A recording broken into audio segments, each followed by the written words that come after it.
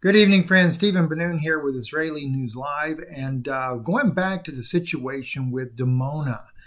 And Dimona, of course, where the nuclear reactor is Israel's nuclear reactor. And Israel, according to The Guardian, confirms the Syria Missile landed near Dimona nuclear reactor.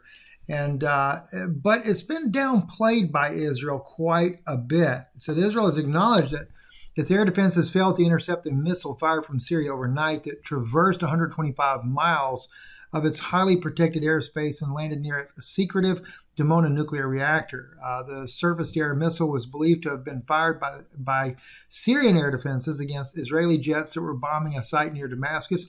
But the path that flew initially led to speculation that Israel's most sensitive site may have instead been a target.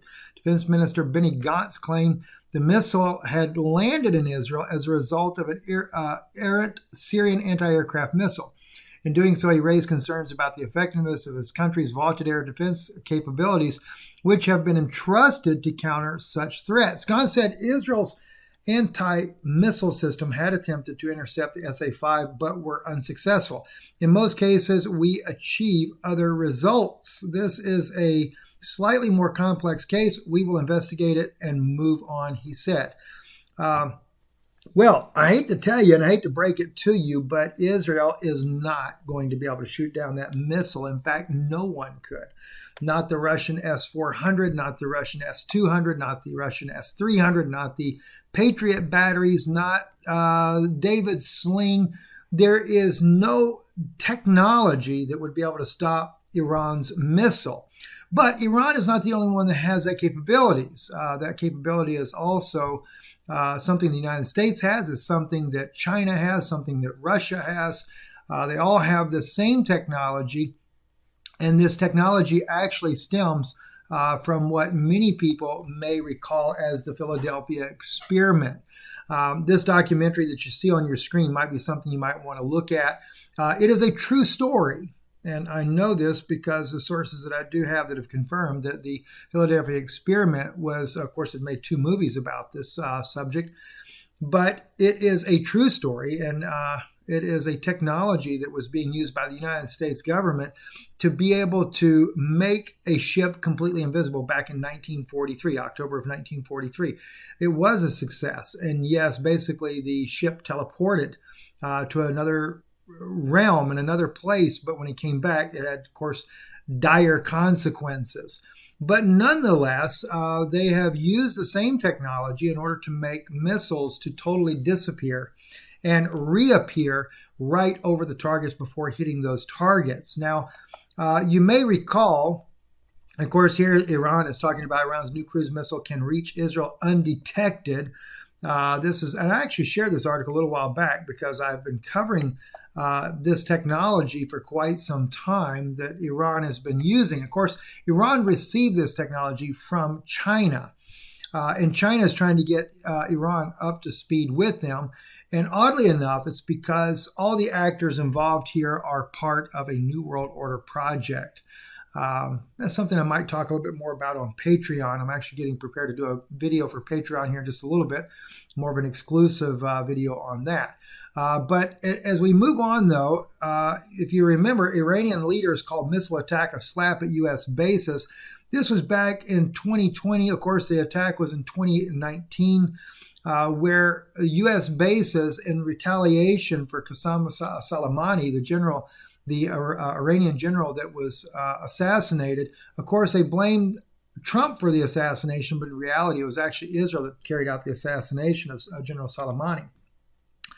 But as a result, the Iranians actually launched airstrikes launched a missile attack there upon U.S. bases inside of Iraq.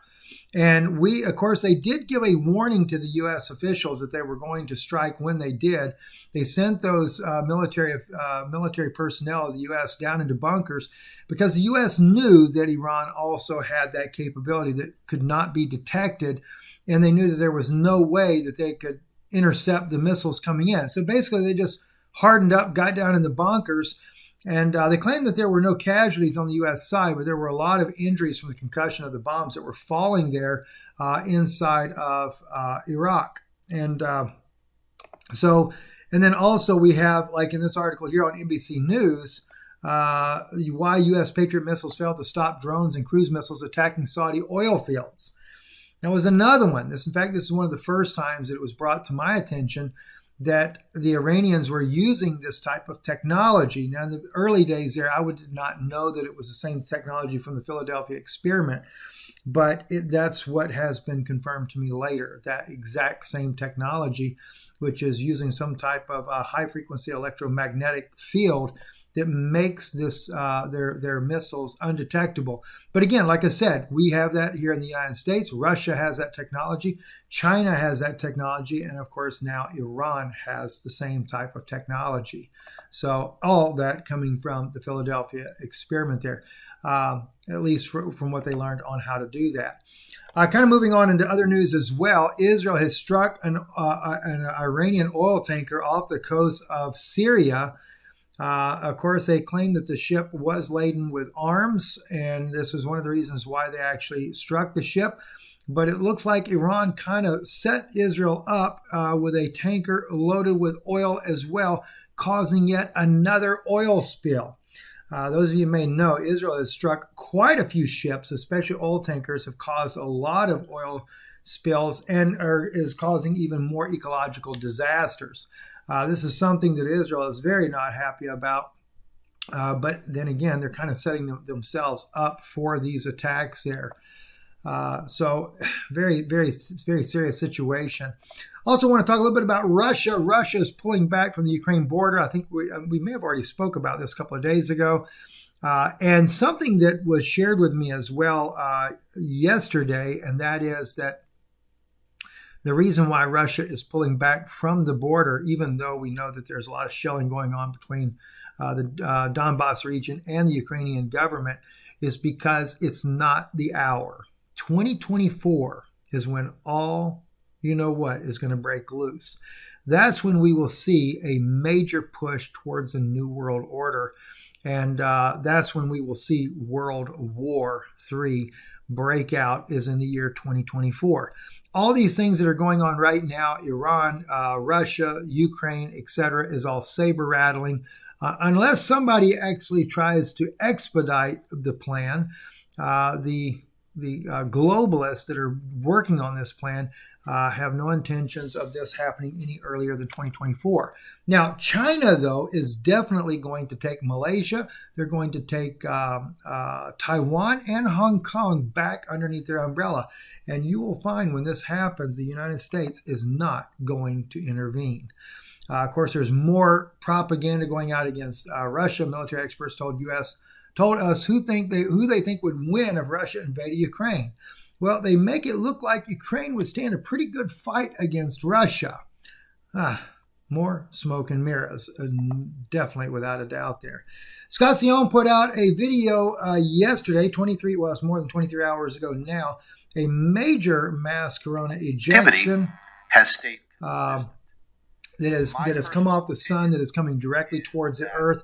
So I am anticipating that we are going to see, as Scott would tell you as well, some definitely going to cause some seismic activity, as well as going to be causing probably some volcanic activity to go off.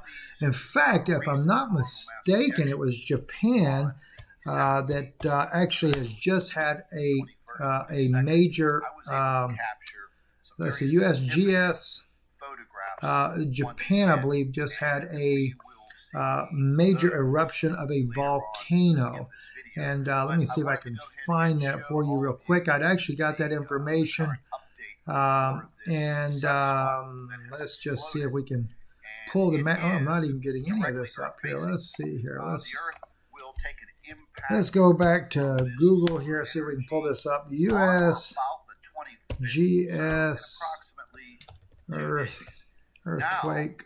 We're going to take a look at the coronal mass. Let me drop back over here and we'll pause Scott's video there. I'll try to put a link there to his Planet X News for you guys.